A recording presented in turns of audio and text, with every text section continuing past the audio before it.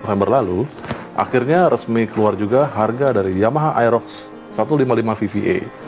Kali ini sudah ada bersama kami varian S version dari Yamaha Aerox 155 VVA yang dibanderol 26,15 juta rupiah. Varian paling tinggi selain varian standar 21,85 juta rupiah dan R version 23,75 juta rupiah.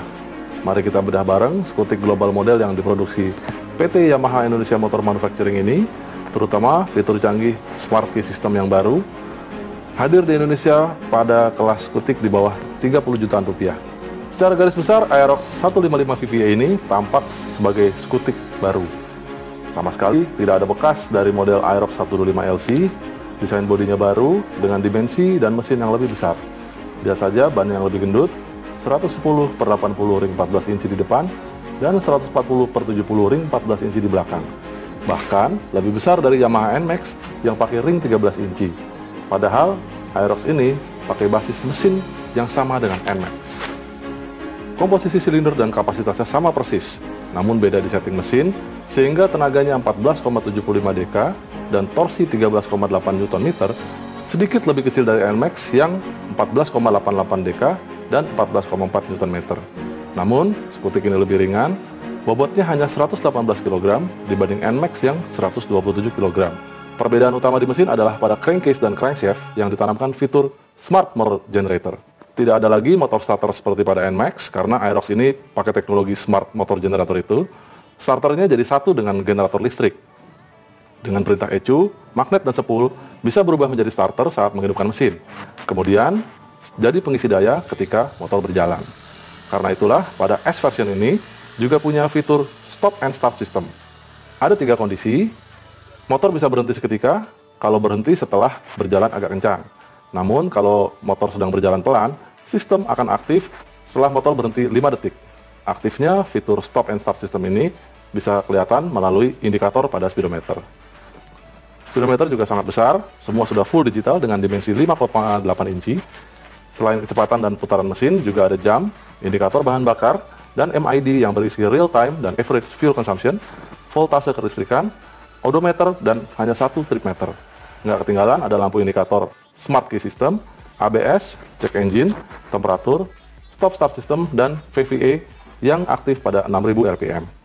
Speedometer memang bikin motor tampak canggih, tapi paling canggih adalah Smart Key System. Nggak perlu lagi anak kunci untuk menghidupkan motor, tapi Anda tetap harus memutar switch. Jadi agak beda dengan keyless pada big bike, di mana Anda bisa langsung menekan tombol starter, misalnya pada Ducati S Diavel. Nah, pada Aerox ini, memang Anda cukup mengantongi remote. Lalu Anda harus memutar sambil menekan switch untuk melepas kunci stang dari posisi lock ke off. Kemudian tekan pada posisi off ini untuk melepas pengunci elektrik supaya Anda bisa memutar switch ke posisi open. Pada posisi open ini, Anda bisa membuka bagasi dan tangki bahan bakar. Nah, bagasinya 25 liter, cukup besar, untuk bisa menampung sebuah helm full face, dan tangkinya 4,6 liter, ada persis di depan jok, seperti pada NMAX.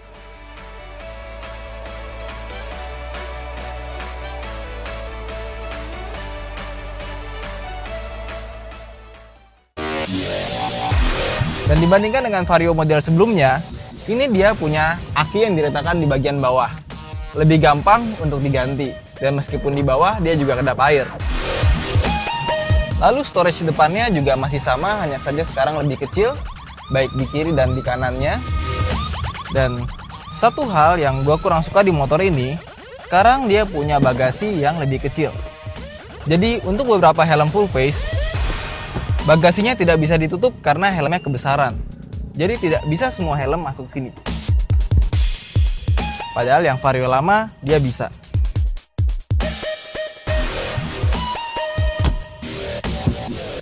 Tapi tidak masalah, joknya seperti Honda Vario sebelumnya, dia sangat empuk dan mempunyai motif bertotol. Jadi lebih mudah kering ketika terkena air. Ban dan velgnya ini menggunakan model baru. Namun, ukuran bannya masih sama, velg R14 dengan ukuran 90-90.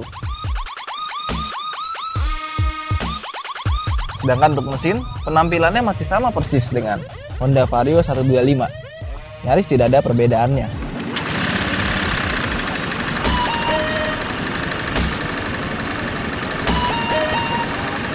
Bagaimana dengan performa motor yang lebih besar 25cc dibandingkan dengan pendahulunya? Mari kita tes.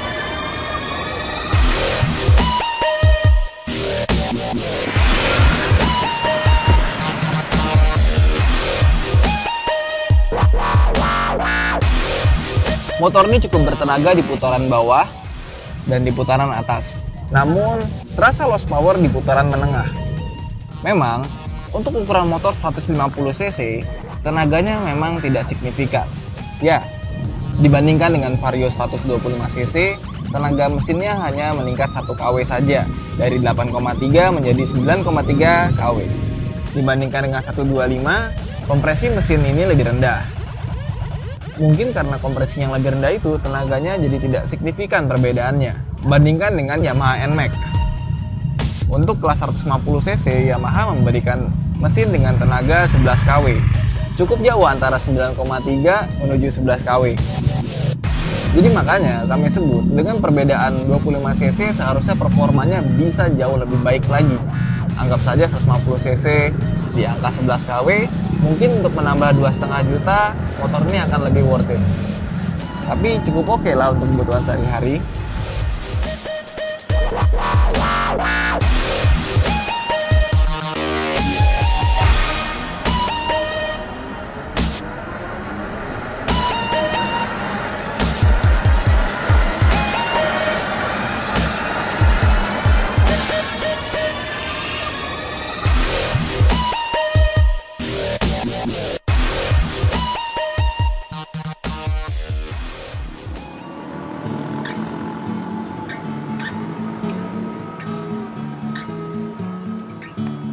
Duduk di motor ini terasanya sedikit berbeda dibandingkan dengan model sebelumnya. Mungkin ergonominya sedikit berubah karena letak dari akinya sekarang dipindah ke dek bawah. Tapi masih sangat nyaman.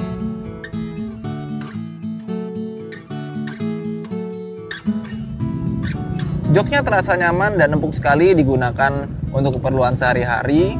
Namun suspensinya terasa lebih keras dibandingkan dengan suspensi sebelumnya. Tapi berkat kerasnya suspensi ini, motor ini terasa sangat stabil di kecepatan yang agak tinggi. Bahkan mungkin bisa dibilang ini adalah motor skutik Honda yang paling stabil yang ada saat ini. Karena motor ini cukup besar, maka dibandingkan dengan motor Honda lainnya, motor ini terasa kurang lincah. Entah kenapa dibandingkan dengan model sebelumnya juga terasa lebih lincah model sebelumnya dibandingkan yang ini. Tapi mengendarai motor ini jauh lebih pede dibandingkan dengan model sebelumnya.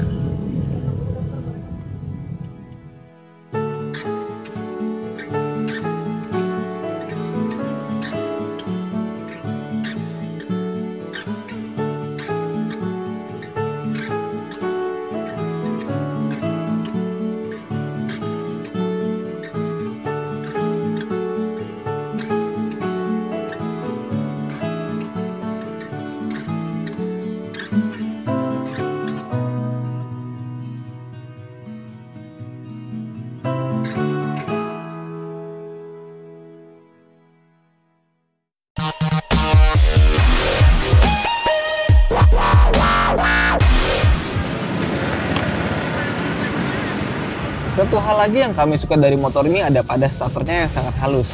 Halus karena motor ini sudah dibekali dengan AGC starter dan idling stop system yang bisa mematikan mesin ketika motor berhenti dalam jangka waktu yang telah ditentukan.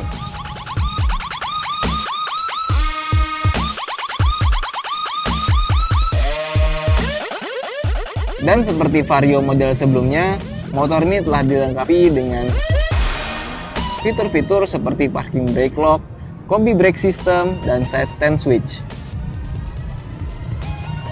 Dan untuk Anda yang merasa fitur idling stop tidak begitu berguna, untuk varian 125, Honda masih menyediakan Honda Vario 125 tanpa idling stop system. So, kesimpulannya adalah, dibandingkan dengan Vario sebelumnya, Vario model sekarang dia punya model yang lebih cantik dan lampu yang lebih bagus karena sudah memiliki model LED. Suspensinya kini menjadi lebih refine, lebih stabil di kecepatan tinggi, bahkan mungkin bisa dibilang ini adalah motor skutik harian dengan stabilitas paling baik yang ada di kelasnya. Meskipun suspensinya kini lebih keras dibandingkan dengan Honda Vario sebelumnya, tapi menurut kami masih dalam batas wajar. Dan soal performance, jujur saja antara 125 dan 150 perbedaannya tidak begitu banyak. Hanya saja tipe ini masih lebih terasa tarikannya di putaran atas, di atas 60 km per jam. Tapi karena ini adalah skutik harian, rasanya tidak perlu